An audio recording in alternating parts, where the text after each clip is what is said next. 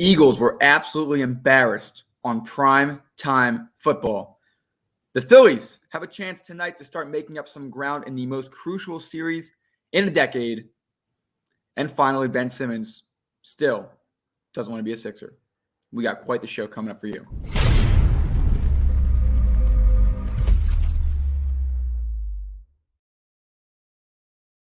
What's going on, everybody? Welcome back to the More Than Philly Sports Network. It is awesome to be back with all of you this week. We have quite the show in store for all of you, quite entertaining, quite some disagreements we'll be having on here, quite some interesting discussions. We got all four major sports to touch on today here in Philadelphia. The Philadelphia Eagles, of course, we all saw that occurrence last night. The Philadelphia Phillies tonight in Atlanta, 7:20, Charlie Morton, Zach Wheeler. The Philadelphia 76ers. Ben Simmons clearly continuing to make his case, and we had media day and some new jerseys, and yeah, that team's not winning a ring anytime soon. And then the Flyers tonight have their first preseason game at the Wells Fargo Center. Our good friend Chris had a chance to be there during all of media week last week, so we'll touch base on some of that as well. But as always, joined alongside my co-host Gavin Tony. Gavin, welcome to the show. How are you doing today? How was your weekend? My weekend was great, Zach. I got to hang out, did absolutely nothing. I got to watch the Ryder Cup for a little bit, Zach. I actually tuned in for once. But how you doing, sir? How you doing today? I finished. I forgot to mention that. Team USA obliterated at the Ryder Cup. Bryson DeChambeau making some new fans, including Brooks Koepka. Who would have saw that? Hugging it out. It was really fun to watch. Team USA won 19 matches to 9. I think there were 2 or 3 half matches and some draws, so that's why it was able to be an even number. But this was super exciting because Team USA has not been, in the last 3 decades, been the dominant force. You think with Tiger Woods, Phil Mickelson, they would have been, but a bunch of guys on the other side, really strong. Number 1 golfer in the world, Jon Rahm, him and Sergio Garcia teamed up this week. They were 2-0 together. But Jon Rahm on Sunday, Scotty Scheffler going out against him early to put him away. Rory McIlroy had his struggles. He was able to win his final match against Xander Schauffele. But Dustin Johnson, number 2 in the world, he's been ice cold all year. This man right here has been picking him to win almost everything. The Masters last year. I think he picked him in the U.S. Open this year. I picked him in anything I could pick him in. I picked him. I mean, look, you didn't pick him this time, so stop doing it because he went 5-0-0. It was a great run. The number 2 golfer in the world, getting hot at the right time.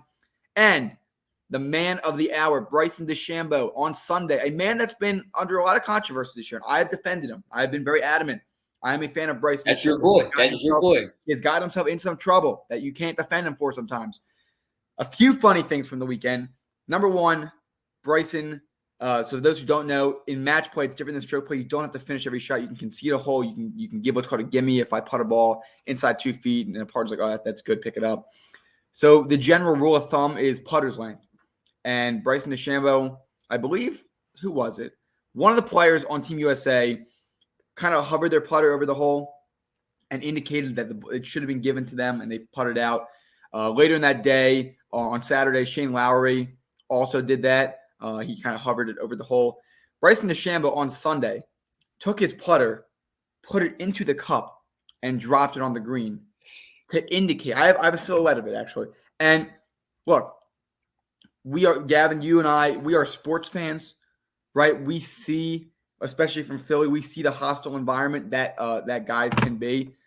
I mean, the majority of Twitter, mostly European Twitter, they were not happy with this. They thought it was really disrespectful.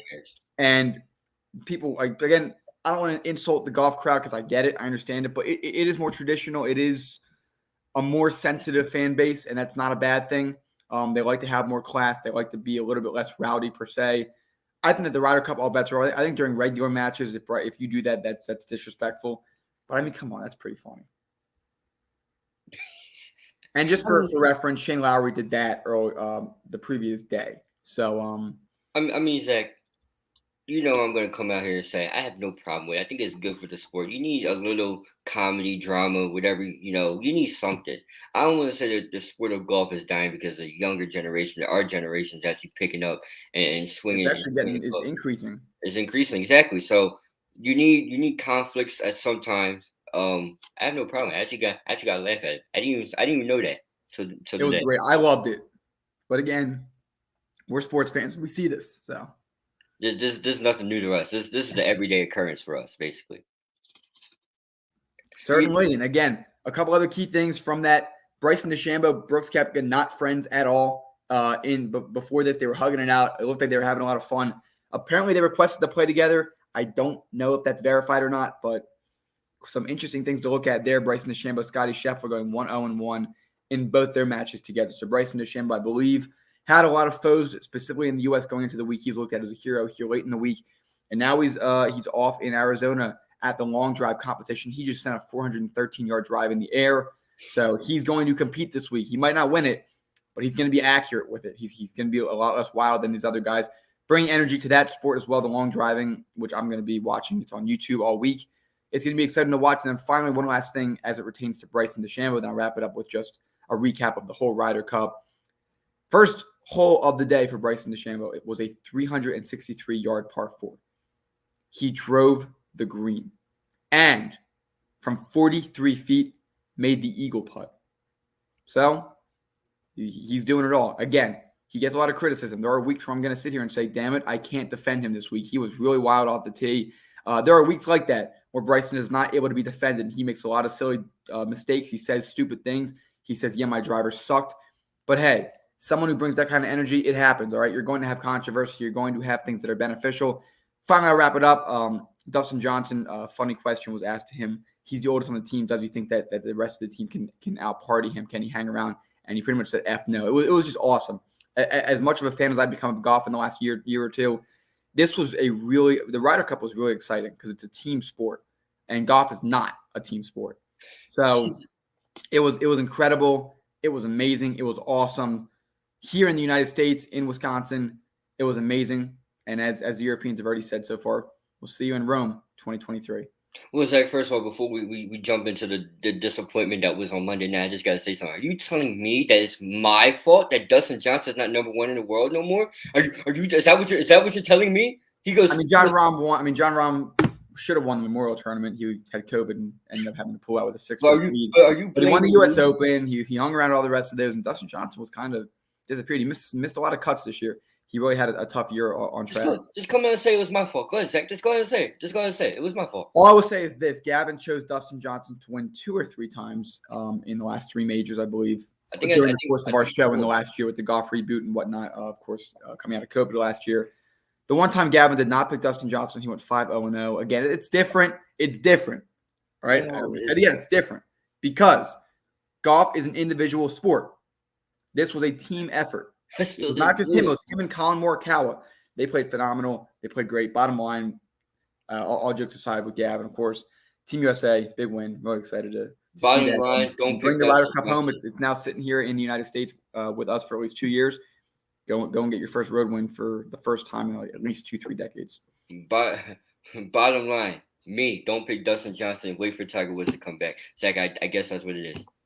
Yeah, we hope so. Again, PGA Tour is going to be kicking up again this week. It's already at one event this year. 2 weeks ago, there's a couple of events here. A couple of events that the players will be in. Shriners Hospital for Children Open is one of them. There's going to be 1 or 2 more going into December. And then there's going to be a break between, I think, November 6th and January 7th, 8th is when the next tournament picks up. And that's when the run goes to Genesis Invitational. The Phoenix Open, which actually was moved to Wednesday to Saturday because there are, I believe that's the weekend of the NFC and AFC Championship. And one suggestion too, my final note, I know we spoke a lot on this with golf. I know Gavin's got a lot for the Eagles. We'll even it up. But how about the tour moves from Wednesday to Saturday so that they don't have to compete with football on Sundays? Especially with college football, having a big break in December.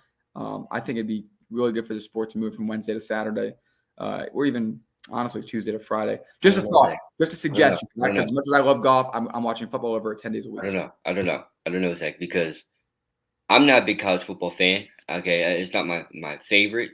But the thing is, on Saturdays, I'm never really in the house. I'm always out the house or doing something and not really paying attention. So I don't know. That could be debated another time. Possibly. I'll tell you what. One more thing. I promise. I had this set up on Sunday. I had NFL Red Zone on my TV. I had Xfinity Stream on my laptop with the Phillies on one side. Terrible game, but it's one battle also in a 5-game winning streak. And then I had the Ryder Cup on the other. So fun sports weekend for me. 1, 2 of 3 in fantasy. So pretty good there. But now we have to get to the meat and the potatoes of Philly sports. And that would start with the Philadelphia Eagles. They lost 41-21 in Arlington last night. Pretty terrible from the start, if I can kind of summarize it. The Eagles were not prepared for that game at all, and Jalen Hurts' arm strength is going to be an issue. But I'm not going to pin it on Jalen Hurts because they ran the ball 3 times. That is the lowest in the Super Bowl era, or second lowest, maybe since like 1980 something. That is horrendous. Defense was just god awful. Derek Barnett should not be an Eagle anymore. But my bottom line is this. My expectations for this season were low. I think 5-12 was my prediction for the team, 6-11 actually. So my expectations weren't that high. Of course, we all had some false hope after week 1. They looked great, and week 2 they hung around. But last night showed a lot of flaws. O-line was banged up again. Andre Dillard looked all right last night. Landon Dickerson had a horrible debut. Of course, he's favored Brandon Brooks, and Isaac Seumalo is out for the year with a left fracture. So overall, Nick Sirianni's on a quick hot seat. Jalen Hurts is on a quick hot seat. And the only person that I can kind of like in this situation would be the front office. I'm going to talk about that in a little bit because that's going to be a different debate. But Gavin, first off, before we get into that, I want to get some of your first thoughts overall for the game. Give it your all. Unleash hell, essentially. Well, first of all, Zach, I texted you last night, and I said the game started out beautiful. I mean, we're not beautiful. I mean, Dallas scores, and then we score, so it looked all right. Obviously, Dak's touchdown got taken back, which, Zach, let's be realistic. That was a touchdown, whatever you want to call it. But I have a major problem, and I have 3 problems. Miles Sanders ran the ball twice. His longest rush was 24 yards, and the second one was about, 3 or 4, give or take. He ended with 27. Where the hell was Miles Sanders? That is a Pro Bowl running back. Zach, we coming out of college, we talked about how great Saquon Barkley was, right? And then the first thing we said was, but guess who's right behind Saquon Barkley? And Miles Sanders lived up to the hype. Every game he's played, he lived up to the hype. The only thing that he had to work on was catching the football outside the backfield. And Zach, I think he's gotten better at that. We can go back and forth about that. But to give this man the ball twice is a damn insult to him and to Eagles fans all over the world. Zach, even you come out and say, when you run the ball, what is it, more than 20 plus times? 25 times by a running back. You win. The phone agrees with me as well. Look, and it's like another thing, Jalen Hurts is not a bad quarterback, but you didn't give him any chance to succeed. He's not a shotgun quarterback. You need play action. Zach, you have to make the game easier for him. What they do in San Francisco with Jimmy Garoppolo, who's hot trash, but somehow went to the Super Bowl. Zach, this is not a Super Bowl team. But the one problem I have with Jalen Hurts, and it's been consistent for all 3 weeks so far, his arm sucks. Zach, he underthrows a deep ball. How many touchdowns? I told you. Sorry to interrupt. I told you last week I saw 3 or 4 legit underthrows in person at the game last week. He had at least 4 last night. And then 2 more criticisms. His pocket awareness is god awful. He's able to use his legs, something Carson Wentz couldn't do. Otherwise, he'd be turning over the ball a lot more. And number 3, he's a one-read player. And that resulted in the pick 6 last night with Devontae Smith. He did fall, but I don't blame him the whole way. I really don't even think if Devontae Smith doesn't fall, that still happens. But Zach, he underthrows 5-yard passes. Everything is behind. Every pass he throws is behind. Show me one pass where it wasn't behind or was on time. You can't find it. All right. You'll see more behind than on time passes. And another thing too, Zach. Okay, cool. All right, you look at the stats. I mean, 25 for 39, 326, 2 touchdowns. It was mostly garbage yards. It was mostly garbage yards for the end of the fact.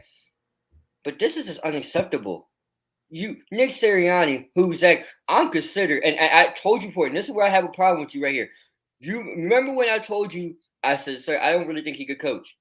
I want to see something. And you said, well, you give him a chance. Zach, his play calling is horrendous.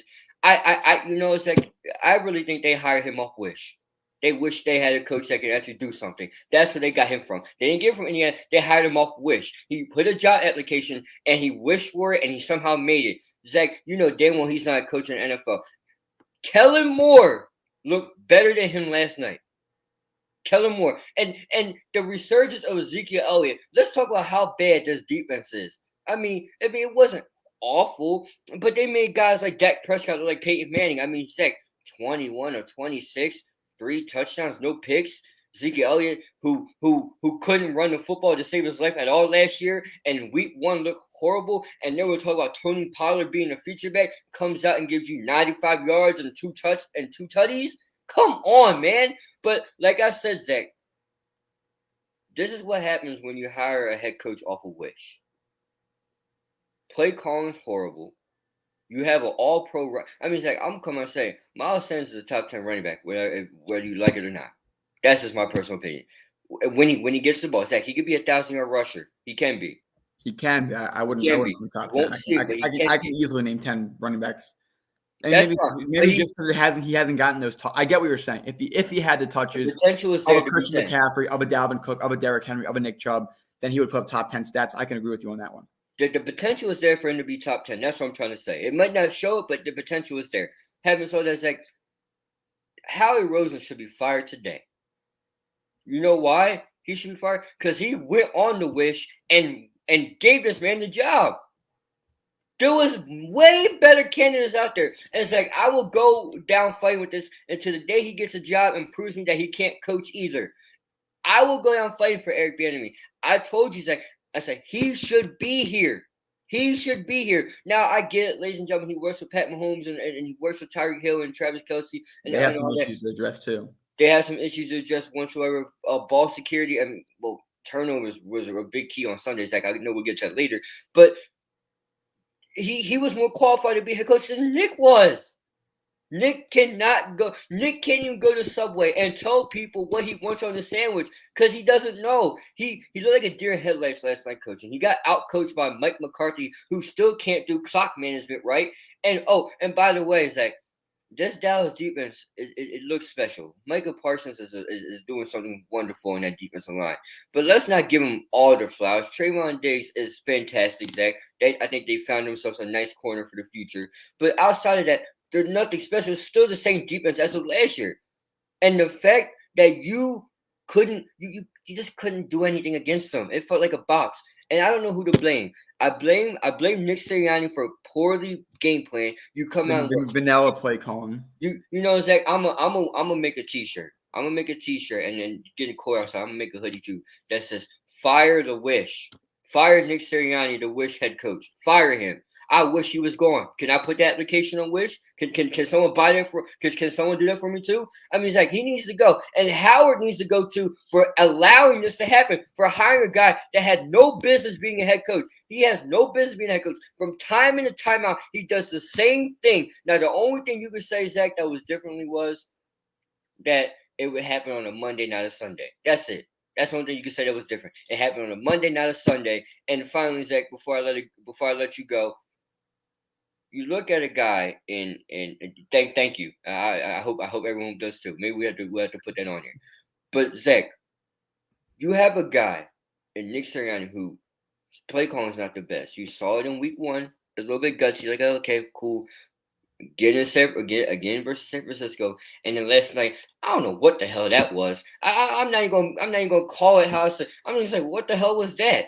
That's what I'm looking at last night. And Dallas, not only did you go into Dallas in a division game in a heated rivalry, you get stomped out, no life, and you have to come back and face Kansas City next week. Oh, and you Tampa in a few weeks, and Carolina, who's on a run. But I'll say this too: would you make a T-shirt with the Jalen Hurts Deuce comments on it? Get a picture of the toilet as well. Okay, I can't say I can't say my comeback. I would buy that, but Zach, just know I'll be talking about his arm strength. I mean, Zach, come on, look at me, look at this, ladies and gentlemen. 5 yards, I can hit you. Zach, 15 yards, I know you can do that. 15 yards to me, maybe 10. I'll be pushing it. But dude, everything he throws is behind. Everything he does is delayed. It's like there's a miss. It's like everything he's lagging, Zach. For my gamers, you guys know what that is. For Zach. He lags when he throws the ball. Everything's behind or underthrown or just not there. It's a shame because I think he's going to be the next quarterback. Zach, you could say in what 4 or 5 career start. I don't know. He's up to 7. He has to show me something because especially from Arsenal, because it's looking really old right now. Well, the honeymoon phase lasted a game and a half, maybe. I think we can definitely pump the brakes on some overreactions, but I'll give some overreactions first. Nick Sirianni doesn't have what it takes by himself to craft a game plan for this team. The Eagles quarterback Jalen Hurts might not be the answer, and the Eagles might actually have to stare down an entire rebuild. And the last part might actually be true. The first two aren't. The line is old too. All right, Nick Sirianni is only in game 3. I would relax. Everybody's got to pump the brakes. No. Jalen Hurts is only in game 7. Pump the brakes with it. No. They need to utilize their better players, though. Miles Sanders needs to be used more. Dallas Goedert and Zach Ertz need to be used more. I get that you have flashy new weapons, but these guys are young. The opposing team is physical. You have to be able to just do something to keep the drives alive. Ertz and Goddard are not being utilized correctly. We noticed that last year. Last year, they started trying to force it to wide receivers more. There was no one there to do it. Greg Ward had his first catch last night, garbage time touchdown. But I will say this, though. Nice catch. I made this very clear before the season. The Eagles have potentially put Jalen Hurts in a position where as good as he plays is as good as they will be.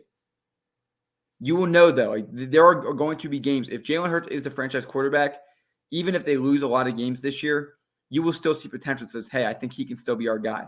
Similar to how Wentz was in 2016 when they went 7-9. So far, we haven't seen that. Hurts has had a lot of not decision-making, it's physical. He physically needs to be able to put the ball in the right place. And the fact he's struggling right now, we have to see how this is going to go. Because we're 7 games in, we're almost potentially half a season. That's when rookies should be able to shake off some of that adaptation and be able to start taking that next jump. And one thing, too, that really I liked at first, but is now starting to annoy me is the swagger and the confidence of this team. And it sounds weird to be against it. I see what you're saying. But they act like they're all that before the season, right? Nick Sirianni's wearing the Beat Dallas shirt. I love the energy. Jalen Hurts, I love the energy. But when you get beat down that bad, you got to just be humble at some point. At some point, you got to shut up. At some point, you just got to get back to work, put your head down. And hopefully they do that this week. The question is for a good coach and a good team, it's not about the loss. It's about how you answer it. They lost a close game to the San Francisco 49ers. Should have won. They got blown out by the Dallas Cowboys. But here's why I say that they might actually want to consider a rebuild. For starters, the health continues to be an issue. You had BG go down last week. Kayvon Wallace went down yesterday. Those are both guys who are starters, legit starters. And then you got the O-line. You've already got Andre Dillard replacing your left tackle spot. You got Isaac Seumalo down for the year. You got Brandon Brooks out again. You're down to Lane Johnson and Jason Kelce. This might need to be a tear down and build back up. They tried to retool 2 years ago. Going into last season, it didn't work. All right? This year, I don't think you call it a rebuild, but they tried. I've probably said this in the past on this show. I have this opinion. If 5 or 6 games into the year it's not working, you got to start packing the ship. You might want to start considering trading Lane Johnson, Brandon Brooks, Fletcher Cox. I mean, you might have to start doing that because at this point, you're trying to hold together a broken ship with Band-Aids. And frankly, it's not going to work. Steven Nelson, that's a veteran 1-year deal because they think they can win this year. It's not going to be worth it. All right? They made a lot of moves for this defense, and this is what irritates me the most. The offense is young. They have some meshing to do together. We got a few more weeks to figure out if we're going to tank or not. But the defense has no excuse for how they played last night. They have a top 5 defensive line, arguably. The linebacking core is better than it was last year. It's not good, but you have Eric Wilson back there now. It's better. And that secondary should be good. And unfortunately, it was just a horrible night for them overall. A lot of blown coverage, young coaches. There's just a lot going on right now. There's a lot of moving pieces. But at this moment, at this time, you're 1-2, and you're staring down the Chiefs, Panthers, Buccaneers, Raiders, Lions, Chargers, and then Broncos. That is a really they can go 0-8 in their next 8 games. They really could be. And as the comment says, I feel they keep those players because of their names. Phillies did it for a while too. You're right. And just to touch on the Phillies for a minute, if they traded Ryan Howard, Chase Utley, and all them after that 2011 season, or maybe 2010, they would have possibly been able to go in and acquire some assets that would have grown to 2013, 2014. I think that this team this year, they've tried to get younger. They've done it. It's too early to judge them. But But they might want to consider while they can get Lane Johnson and Brandon Brooks are getting old. While you can get some draft capital first of all, for them. Brandon Brooks. Sorry to interrupt you, Zach, but this is what irritates me, and I think I told you this a couple weeks ago. Brandon Brooks got paid a couple years ago, right? 2 years ago. 2 years ago. How many games has he played ever since then? 3. 3. Two. That's Two. my problem. Two. 2. That's even worse. Brandon Brooks, and I love the guy because he's a great right guard. Top 5 right guard, in my opinion. When healthy. If healthy. When healthy, probably the second best. Now, the man is built fragilely. Zach, I had to wrap him with fragile. What was that? What fragile? Don't move. Don't touch something. Don't touch him. He can't do anything. He's always hurt. As soon as he comes back, you package him up, right? And then you talk about a rebuild. It starts with your best friend. He has to go to Howard the Weasel Roseman needs to leave. You gotta clean house. The comment says it best. It feels like they keep on the name, Zach. Howard Roseman is a name. I don't understand how you survived so many head coaching regimes. You came up with a stat that said Howard Roseman never has back-to-back losing seasons. Well, Zach, he is the loser right now because this is what we're watching. We're watching a coach that was hired off a wish. We're watching an aging offensive line, a quarterback that has arm strength problems, and a running back that can't get the ball. That's what we're watching. And I'm not even going to touch on the defensive side of the ball. We're watching a guy in Kayvon Wallace that Zach, in my opinion, hasn't really stepped up yet. Fletcher Cox is getting old. Derek Barnett doesn't want to play football, apparently. Josh Sweat is a nice piece. I like what I saw last night from him. That, there's nothing else. Hargrave looked pretty good, too. That's it. That's nothing. There's no positives to last night's game. And it starts with that man I gotta calm down, ladies and gentlemen. That man at the general manager spot, it starts with him. It's his fault. Zach, this Super Bowl team, and I'll call it, and I hate doing this. That Super Bowl was a bunch of pure luck, and they got hot, right? Carson Wentz had a nice sophomore season. No one expected it. The help of the defense was there, and everybody was playing lights out that year defensively. And to top it off, you had LeGarrette Blount that can take away a lot of red zone problems. That's their biggest woe, the inability to have a power back. That's why I think they should promote Jordan Howard. But if they don't use the run game, I'm not sure if there's anything. No point. Bottom line is this. I don't know what these next 8 weeks are going to tell you because you're playing a lot of teams that are really freaking good. And we're talking about like good, like Buccaneers, Chiefs, the 2 teams that were in the Super Bowl last year, the Panthers, who are off to a great start this year with a very good rising team. So I'll say this, we're going to have to figure this out because we have a few weeks before the trade deadline because they might be selling. They might be selling hard at the deadline, and that's going to be something too. But one thing I want to mention, and again, I know Howie Roseman is getting a lot of crap right now from you specifically, Gavin. The Athletic article came out last year about the interrogation with Doug Peterson, but they do have 3 first-round picks right now, all of which are in the top 8. Eagles, Colts, if Carson Wentz continues to play and they keep losing, then it's going to be a high pick, and the Miami Dolphins, who are also off to a very poor start this season. He gets some credit for that. This team is a young team that is meshing. It's a young team that is growing. They need to get some more veterans. But right now there's no direction, and there's nothing we can figure out until we watch the next few games. If they can put a fight against these good teams, maybe there's some hope. But I do have one more question for you before we cut the break and transition to the Phillies. Would you rather have 11 under center right now with these kind of weapons? Zach, I've been watching every Colts game that's been on Red Zone. 11 looks worse, but I don't know because it's the offensive line, and the offensive line hasn't been playing to the max potential at the moment. Dare I say he's also battling injuries, which also is an issue. Also battling injuries too. I think I would ride with Hurts right now just because the opportunity of leaving the pocket. But if I had to pick one, I'd pick Nate. I'd rather play quarterback. I'd ride with Hurts right now, but at the moment, 11 doesn't look too high. It actually looks worse.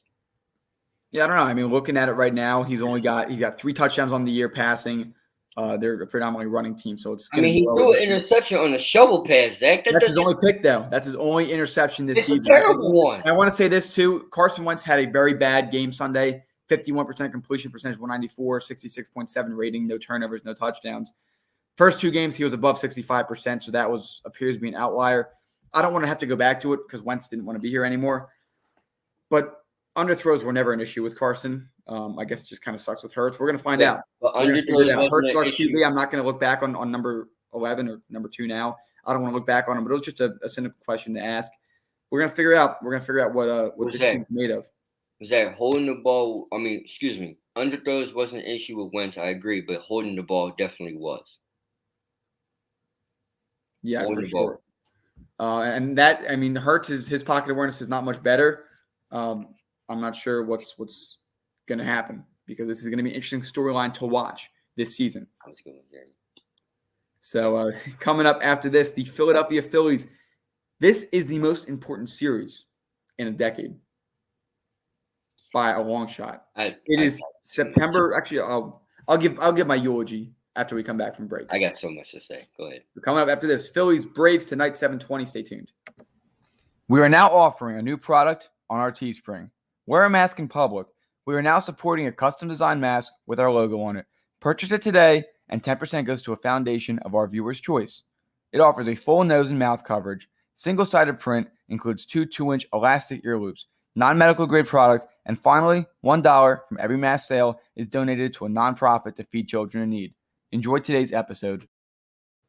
Welcome back here on the More Than Philly Sports Network, breaking down Philadelphia Eagles, Dallas Cowboys, massacre in Arlington, Jerry's World. But now we're going to transition gears to the team with the colors behind us right now. I'm going to reference it again. It was March of this year. I came on here and said the Philadelphia Phillies are making the playoffs. I said it with this simple answer. Their offense is good enough. There's no doubt in that. They get cold for some games, but who doesn't? They also get ice hot for some games. The starting pitching is not great, but it's good enough. And there's no way that this team could have first of all, they had the worst bullpen area last year. They had the most blown saves last year. I said there's no way that they get worse this year. They bring in Jose Alvarado. They bring in Archie Bradley. But they actually did worse. 34 blown saves. They are currently tied with the 2004 Colorado Rockies, who came in last place in their division. 64 wins that season for the Rockies. 64-98, if my math is right. I think it is. 64. Yeah. No, I think 64 and 108. No. We'll get to it. We'll figure it out. But it's got to be. This is not a math show, obviously. I'll look up that record and get it correct. But the most blown saves for a team besides the Philadelphia Phillies was the Colorado Rockies again that season. No, it was 64-98. You're right. 162 games, 64-98. Let me see if that's actually correct. 68-94. Okay. So, all right. Okay. Bottom line, that's pretty shitty. It's a pretty bad record. 68-94 for the team that has blown the most saves in MLB history. The team that tied them. The Philadelphia Phillies. The team right now that could break that record and have even more blown saves. If they get one more blown save, they break the record. At the moment, they're 81-75. If you can just get some damn closers and fix your pitching staff, imagine how good of a team you would be. That was my argument in March. They got worse in the bullpen, but now they're getting hot. Zach Wheeler had a great year. A couple guys came out for this team that worked. Next year, you're getting Sir Anthony Dominguez back. I don't know if that's okay. Yeah, leave that for me. Yeah, go ahead. Keep going. We'll talk about that in a few minutes. After everything that happened this year, I want to recap this whole season because it's been a roller coaster of a season. And if they make the playoffs, I mean, I called it, I guess. I don't know if they're going to, but I mean, I'll ask you this though, Gavin, before I kind of give a recap of this whole season leading into tonight. You gave me a lot of crap back and forth. I practically waved the white flag a few times for this Phillies team. But the fact that the Phillies are still in playoff contention on September 28th, 2021, does that not impress you? This is the longest they've been in playoff contention since they made the playoffs last.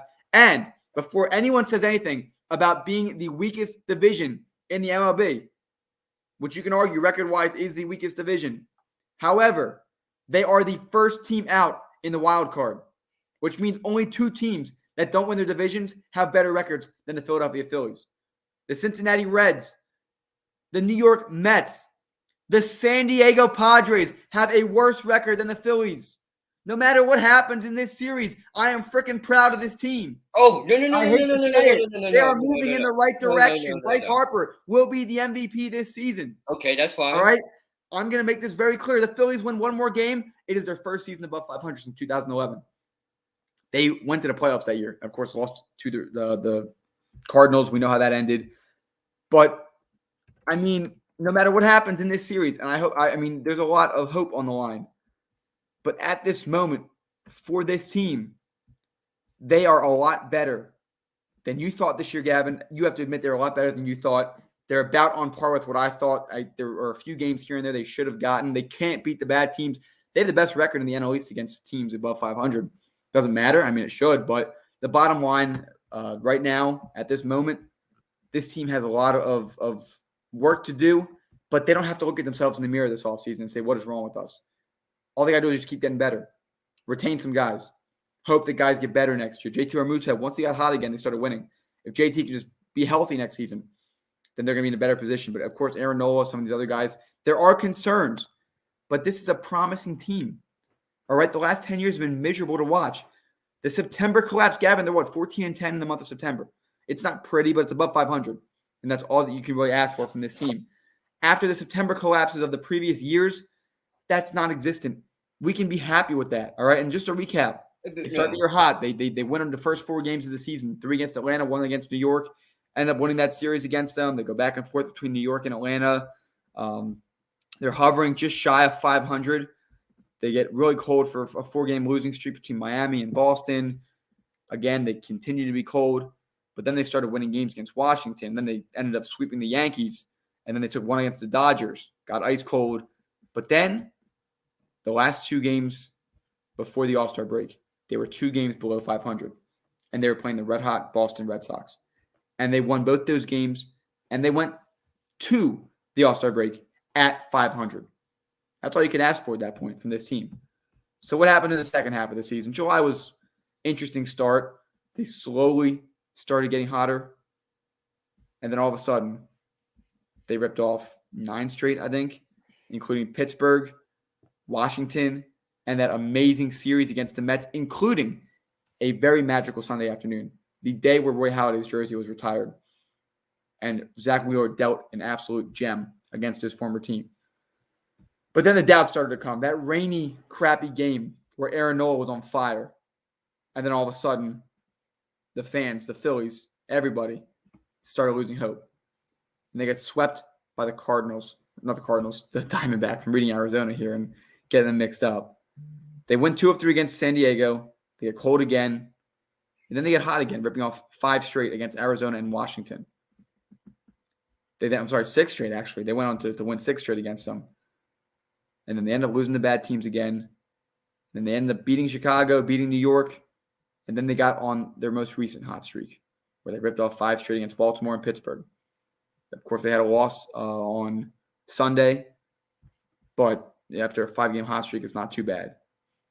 The bottom line is, after the roller coaster of a season, the Phillies have a chance to make the playoffs. They have to win out.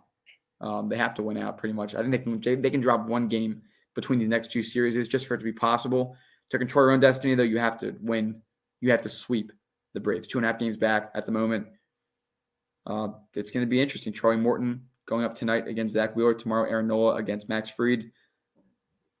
This is it. This is it right here. It's a 4-man rotation. No more bullpen games. You then go up against Miami, and you'll have your pretty much your aces all going. This is it. This is what everybody's been waiting for. This is the 10 years. This is why you signed Bryce Harper. This is why you re-signed JT. This is why you fired Gabe Kapler, who's going to be manager of the year, and hired Joe Girardi. This is why you got rid of Matt Klentak in the front office and brought in Dave. Whatever. First of all, he needed to go. His ass needed to go. But this is what we waited for, and this is it right here. No matter what happens, it's been a great season, but there should be some fight left in this team, and they have a chance, 100%, going into tonight to make the playoffs.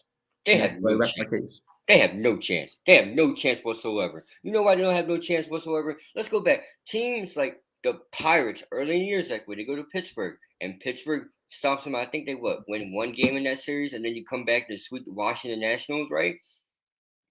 got teams versus the Diamondbacks and recently versus the Pirates.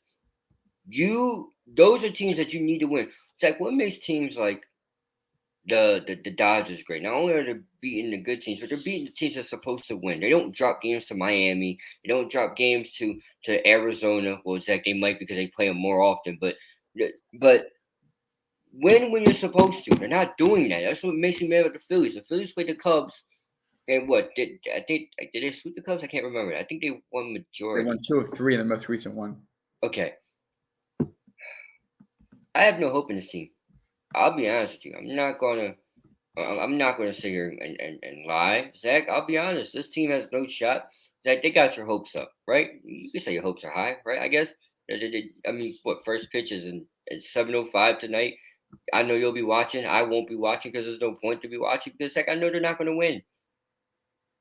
This team is not built for success, and the reason I say that is Sir Anthony Dominguez, who I so favor. Zach, who are my 2 least favorite Phillies players? And it's like there's a lot of them. But who are the 2 people in the bullpen I get on the most? One's not even here no more.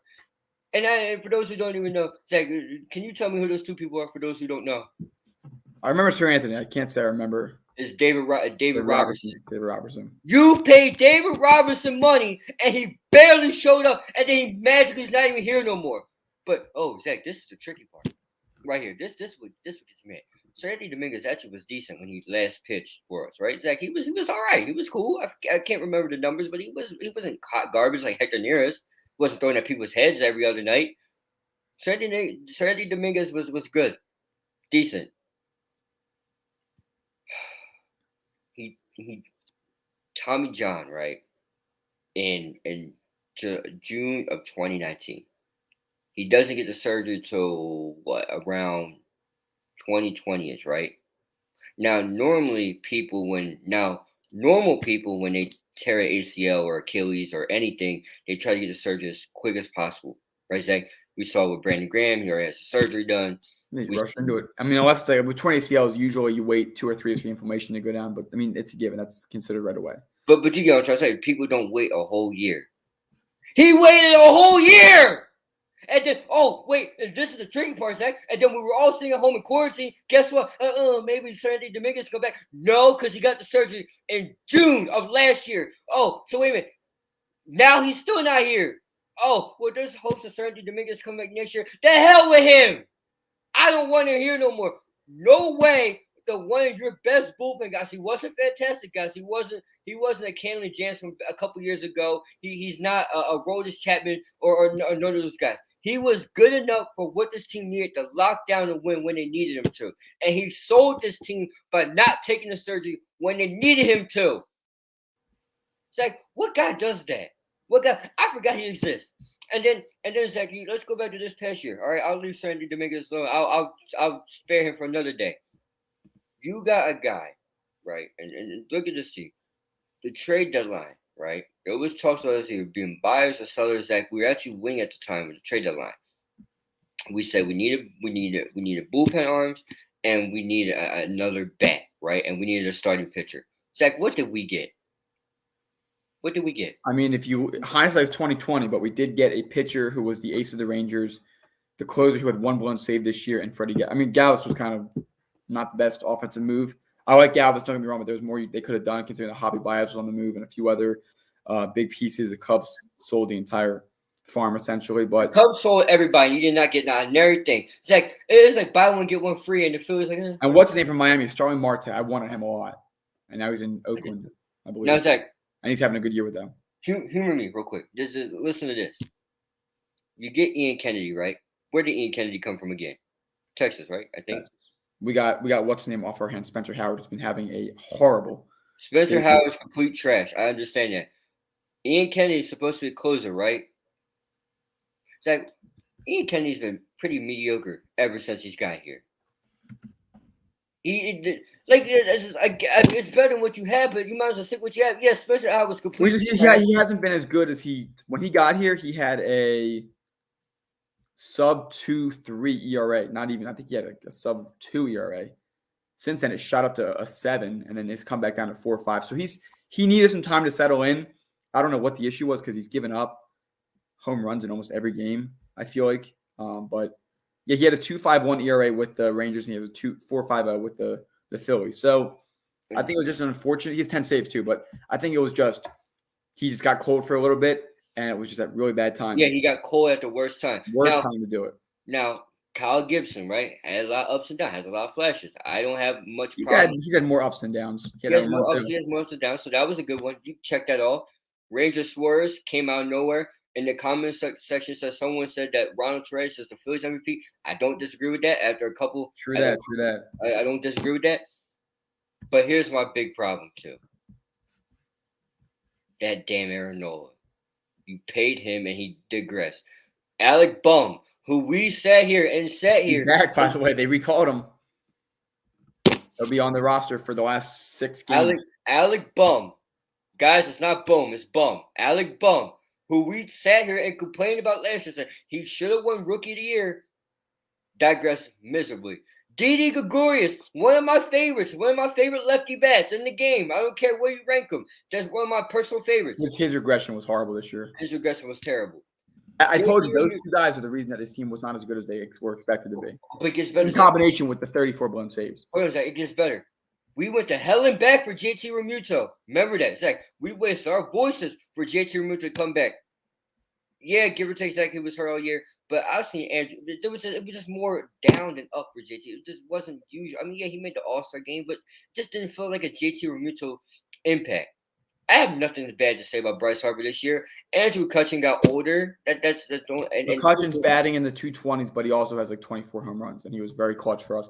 And I will say this, Didi Gregorius batting 212 this year. His career bat average is 260, and he batted 284 last year. So whatever happened in the last couple months, I mean, there's no reason to believe this team wasn't going to be good this year. We're pointing out all these flaws, Gavin, but they're still right there.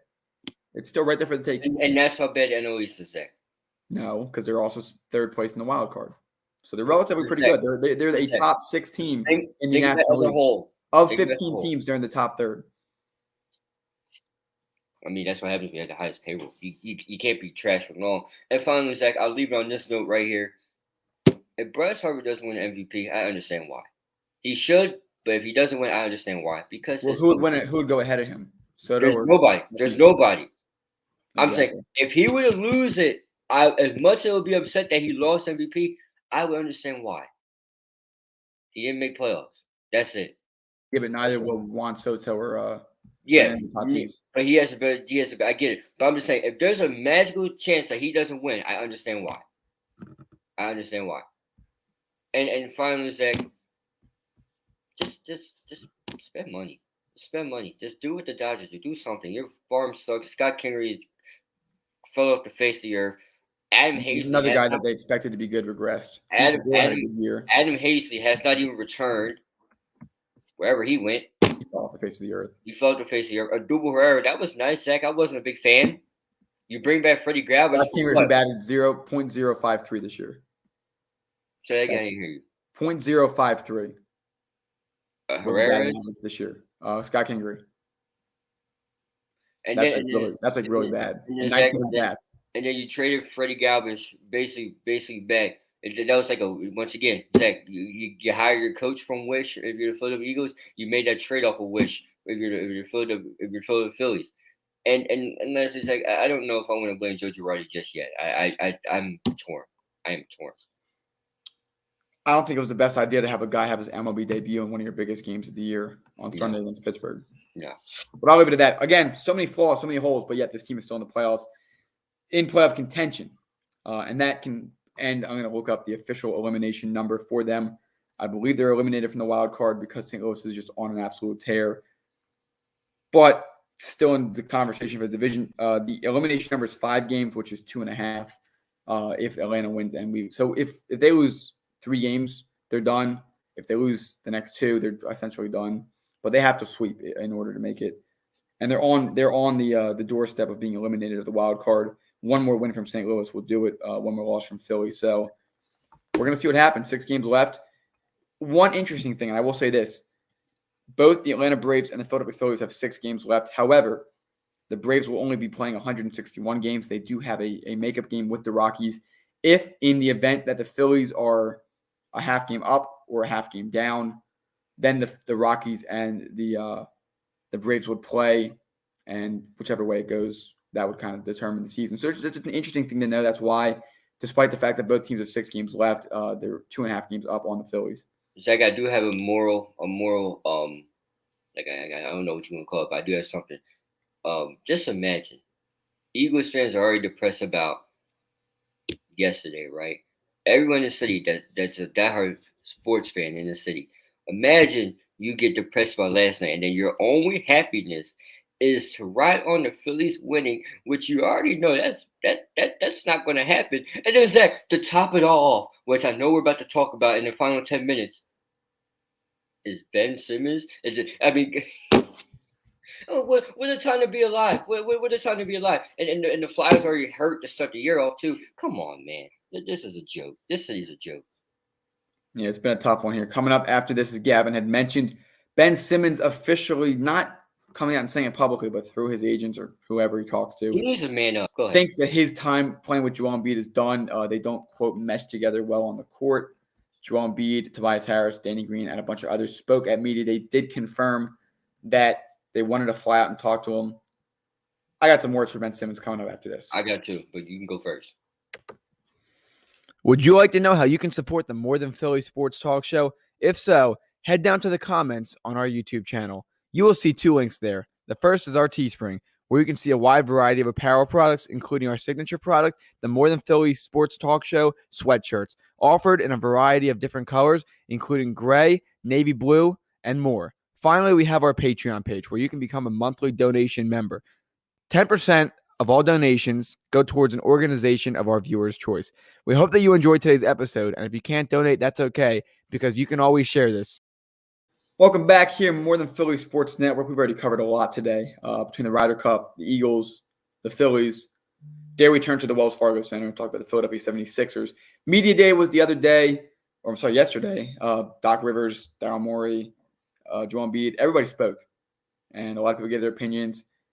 It's kind of sad to see Daryl Morey and Doc Rivers essentially begging Ben Simmons to come back. If I'm the Sixers, I'm going to maybe try to be nice with this. I don't give a crap about Ben Simmons right now. I'm not moving him. I ain't touching him. I'm not going to pay him. He can sue me if he wants from the Sixers organization. They got enough money. I would not give him money. I would fine him. His next paycheck is next Friday. His first paycheck of the season is next Friday. Dock some fines off of it. I would make his life a living hell, because in the regular world, you and I, Gavin, the great people that watch this show, we talked about essential workers last year with COVID. Now we're talking about people that are working now. You don't get to just not show up to work and get your money. Who on God's earth does Ben Simmons think he is? You're not a Hollywood superstar. You aren't even LeBron James. LeBron James wouldn't do this. No, but most athletes, Michael Jordan, Kobe Bryant, none of these guys will ever think about it. Shame on you. First overall pick in the draft, coddled by this organization for years. Your childhood coach, Brett Brown, coming up with you. You're best defender in the NBA. I don't care. There is nobody, unless their name is Steph Curry or Damian Lillard or Kevin Durant or LeBron James, that I would take. Bradley Beal. Maybe you say Bradley Beal. Maybe. That would maybe make this team better without Ben Simmons. Nobody else is going to cut it. Damian Lillard's going to want to trade this year because they made no effort whatsoever to get better. They're going to be bad this year. They're going to be a bad team this year. Damian Lillard will want out, and I have no problem sitting and finding the living hell out of Ben Simmons until then. Ben Simmons is the softest athlete alive. I will say it. The fact that he doesn't want to stand in front of this Philly crowd. Who are you? Who do you think you are? This team gave you a max contract 2 years ago. And you can't shoot. It's ridiculous. It's an embarrassment to the sport. It's an embarrassment to athletes everywhere. This is an entitled, whiny brat. That is what he is. He is in LA going around with his Lamborghini or whatever the hell he's driving, with his mansion, thinking he's all that. Look at LeBron James' life. You look up to him so much, Ben Simmons. LeBron ain't nothing like you. You don't have the balls to fill up LeBron James' shoes. None. Nada. Zilch. Joel Embiid went out of his way to get better and was perennial, arguably MVP this year. Jokic had just a slightly better season, and Embiid just missed one too many games. Tobias Harris improves every year. Curry and Green were significant players this year. Thibault continues to improve. Tyrese Maxey, this first on the is scene. an embarrassment. Tyrese Maxey is better than Ben Simmons right now. Simmons is a soft individual. He is scared of this fan base. The city will love you if you start. The city turns on players quickly, but they turn right back around for you. Trust me, they do. The city was not happy with Embiid 2 years ago when he was getting hurt and struggling in the playoffs against Toronto. But this fan base turns back on you quickly. They like you sometimes, they like you not. That's how life works. And when you get paid a lot of money to play a sport that you love, you got to suck it up and deal with it. This is embarrassment to sports. It's an embarrassment to anyone who works for a living and just can't walk away and take off like how these guys can do. We are reaching a dangerous time for athletes' entitlement. Dangerous time. There is a difference between demanding equality and a right to be heard and being flat out entitled and ignoring your employer. Well, Zach, I don't want to cut you off. I just want to put this out there real quick before you go ahead. I'm all for athletes speaking for what they want, right? But have to have a reason. My problem with Aaron Rodgers was you came out and said, I don't like the management. I don't like how things are done here. But you didn't say anything else. That's not going to get anything done. Ben Simmons is so soft that Rich Paul has to speak for you. Well, guess what? Rich Paul, I respect the hell out of you because, that's black excellence, Zach, and everything he's done for Clutch Sports and everything else. And good for him. And a lot of the negative stuff surrounding him, Tyrese Maxey, has been cleared up this week. And seems like everybody's on good terms. Just to add that too. But guess what, Rich Paul? You're not 6'10", from Australia, that's supposed to be this badass dude, excuse my language, that can play defense, that can do everything. I want him to speak. I want him to talk. I want to hear from you. I heard enough from Rich Paul in the past week. I don't give a damn about what Rich Paul had to say. If it's not coming from Benjamin Simmons, I don't care. You know what's like, and here's another thing too. They should find him. And if I'm Daryl Morey, guess what? I don't gotta do anything. I'll sit here and wait. I don't gotta do anything. It's like, you know what Daryl Morey has to do? He can just sit there with his little suit jacket on. Zach, he needs to wear a tie with that. Okay, I think it looks a little bit better if he wears a tie. Got the Silicon Valley look going. Yeah, just a little bit. He can sit there and do absolutely nothing. He doesn't do anything. Zach, here's what three things are going to happen. Ben Simmons is going to cave in and work it out. But he's going to hear from us before they love us, before we love him again. Or he continues to sit out, be like the little baby he is, and not raise his trade value, which isn't going to get him to go anywhere. Or three, he'll man up and say what the problem is, and then if it's with Joel Embiid, if it's with somebody, say it. Say it. See, Zach, my dad always taught me this. You have to, if you don't say what's on your mind, if you don't speak, how are we supposed to? My parents always said that to me. When I had a problem in school with something and I came home and didn't say nothing, my mom and my dad was like, well, how can we fix it? You don't tell us. You not telling what the problem is. You not telling the Sixers what the problem is. It's not going to fix it. You throwing this little hissy fit in LA is not going to get you to stay there. You're going to lose money and all those precious cars you have. And by the way, Zach, and I'm not the one to throw shade or personal, but I mean, it's like Devin Booker not only dropped 40-some points on you this year, took your girl and went to the finals and almost won too, and you still can't shoot. I mean, Zach, you want to talk about being down bad. I see why Ben Simmons is upset. I'm going to need that on a T-shirt. I need that on a T-shirt. I would 100%. You can catch me walking around this week with a T-shirt on that says Devin Booker stole your girl and he still can't shoot. And you still can't shoot. Exactly. He shot his shot and went in. I mean, literally. But Zach, how? I mean, you're a businessman. Communication is key, right? I'd say so every time. If you're not saying nothing, if it's not coming from your mouth, Zach, if you and your 1,000 business meetings you do a day, and your 1,000 business meetings you do a day, you're telling me if a representative were to speak for you and you had a problem, but you wasn't saying it, how good does that do? How good does that do for? It's hard to go back and forth. You can't figure out exactly what they want, and this has been a horrible situation for Simmons. I don't see how this helps him. If I'm the Sixers, if worst comes to worst, I'll just ship him off to Minnesota. Let him enjoy the cold. I'm not moving him. I'm not moving him. I'm not giving him the satisfaction what he wants. He will sit here. He will say Fine it. with me. And you know what Fine. I want Joel Embiid to do? I want Joel Embiid to call him out publicly. And now that might make it worse because I forgot Ben Simmons is thin-skinned. But I mean, Zach, this goes back to what we were talking about earlier with the whole golf situation, Bryson DeChambeau, and how golf fans could be sensitive. Zach, Ben Simmons must be the president of golf fan club, whatever you want to call it, because if they're sensitive, that's where they get it from, and they get it from him. Unbelievable. I never seen it before. I rock with Ben Simmons. Zach, I came on criticizing him, then the next day I started defending him. If you're not going to say what your problem is, you got two options. And I don't like doing this, Zach, because I'm always about speaking your piece.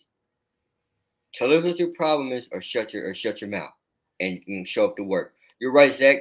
If people and average people, and normal people that don't have jobs that pay well money, Zach, let one of our parents not go to work for a little while. Let's see who ends up, and they won't get paid for that.